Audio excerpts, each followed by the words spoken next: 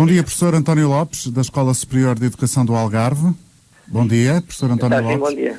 Professor António Lopes, o senhor, segundo creio, esteve à frente de um estudo do agrupamento de São Pedro do Mar em Quarteira, certo? Certo. E que teve como objetivo apreciar, digamos assim, a qualidade dos alunos que chegam ao quinto ano com inglês desde o ensino, desde o primeiro ciclo. Quais são as conclusões a que chegaram?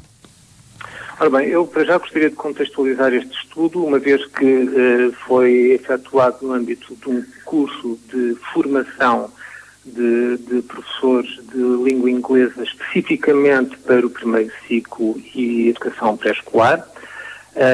E, portanto, foi um estudo que foi feito precisamente no âmbito da formação de professores, que é aqui uma outra questão que também necessitava de ser esclarecida, porque tem-se falado muito acerca das matérias relativas à necessidade de haver meios para se assegurar o ensino de inglês, mas também é preciso calcular as questões da formação de professores. De qualquer modo, para responder à questão que colocou, este estudo foi desenvolvido por duas alunas nossas num projeto, e eu devo nomeá-las porque elas é que realmente tiveram todo esse trabalho. Foi a Paula Rosário e a Sandra Dias, que ao longo do semestre desenvolvemos um estudo muito interessante sobre precisamente a introdução do inglês no primeiro ciclo e quais as consequências disso depois ao nível da aprendizagem do inglês, quer dentro do sistema das escolas, quer da transição do primeiro para o segundo ciclo, quer mesmo ao nível dos benefícios que os alunos retirariam dessa aprendizagem. E ficou óbvio, a partir dos dados estatísticos que foram levantados, que existe, de facto, melhorias significativas nos resultados dos alunos. Existe uma diferença grande entre aquilo que são, eu não diria muito grande, mas bastante sensível, entre aquilo que são os resultados obtidos pelos alunos que não tiveram inglês no primeiro ciclo e aqueles que obtiveram inglês no primeiro ciclo, isto durante a frequência do inglês no segundo ciclo, ou seja, no quinto e no sexto ano de escolaridade. Portanto, há aqui claramente uma diferença. Agora, essa diferença poderia ser muito maior se tivessem também calculado algumas condições essenciais, nomeadamente ao nível da formação de professores e também ao nível de uma aposta mais séria que se deveria ter feito logo no ensino do inglês no primeiro ciclo, porque as coisas começaram, digamos assim, taqueteando o terreno, com muitas hesitações, muitas dúvidas, portanto, houve e tem havido um esforço no sentido de melhorar essa oferta, e eis agora, se não quando, digamos que todo esse esforço cai por terra, não é? Eu diria até que nós sofremos um bocadinho do síndrome do Marquês de Pombal, que é, estamos à espera que todos os ministros que chegam ao governo, ao nível da educação, estão à espera de um terremoto de 1755 para voltar a fazer tudo de novo. Um dos problemas do nosso sistema educativo, um dos grandes problemas do nosso sistema educativo, é que sucedem-se terremotos de 1755 de governo para governo ao nível da educação e não existe a assunção clara daquilo que devem ser os objetivos a longo prazo do nosso sistema educativo. Portanto, existe uma ausência de planificação clara, e neste caso nós vemos isto claramente nas contradições demasiado óbvias ao nível do discurso político entre aquilo que se deseja fazer por parte de cada governo e depois as consequências que isso tem na estabilidade do sistema e na evolução que se pretende dar aos alunos. Muito obrigado, professor António Lopes, pelo seu testemunho. Deixe-me só fazer-lhe uma última pergunta.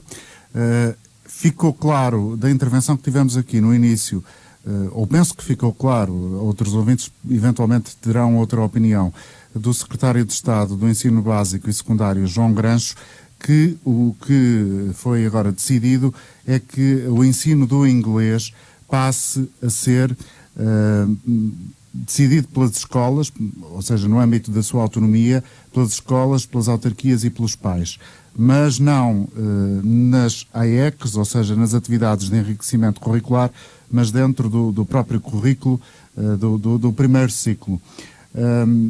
Vê este caminho como positivo, ou é, como diz, deitar por terra um edifício que já estava a começar a ser construído? Repare, quando nós estamos a falar do ensino, estamos a falar da formação e desenvolvimento do cidadão, não apenas ao nível do primeiro e segundo ciclo, mas ao longo da vida. Aliás, os documentos que saem da União Europeia a este propósito enfatizam muito esta necessidade de se passar a encarar a educação como um processo ao longo da vida. E nós precisamos de ter um sistema educativo que dê ao cidadão também esta noção de que existe uma evolução e uma continuidade naquilo que são os objetivos a longo prazo. Ora, quando um governo decide implementar o ensino de inglês no primeiro ciclo, com determinadas regras, com uma determinada lógica, enfim, ainda dando alguns passos que poderiam ser melhorados, e depois vem um outro governo e estabelece umas outras regras em que fica ao critério ou da escola, ou dos pais, ou de quaisquer entidades que sejam, sobre aquilo que os miúdos devem fazer. Obviamente nós não estamos a contribuir para esta estabilidade, não é? Independentemente de haver outras áreas que também são importantes e que nós poderíamos contemplar na formação dos miúdos no primeiro ciclo, o facto é que a partir do momento em que se assume que o inglês deve ser uma língua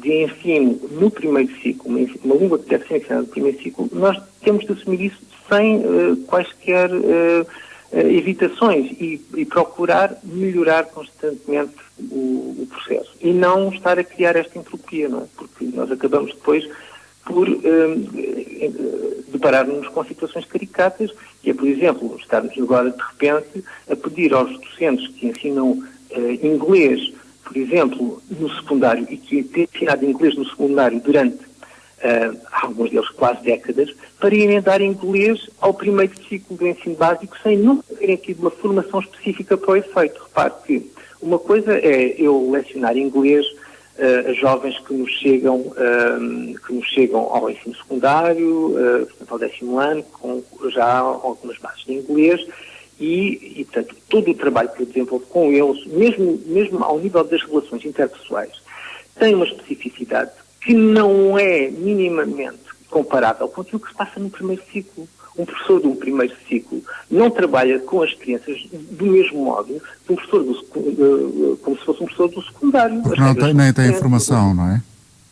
Não tem informação. Eu não estou a dizer que não terão competência para ensinar inglês, mas neste caso em concreto... Não tem informação específica. É preciso uma formação específica, é preciso uma certa sensibilidade, uma certa predisposição para este tipo de trabalho. E eu sei de casos, obviamente, enfim, são situações que correm, não é? De pessoas que são levados a dar, professores do secundário são levados a dar aulas de inglês no primeiro ciclo e que sentem, de facto, um enorme choque em relação àquilo que fazem.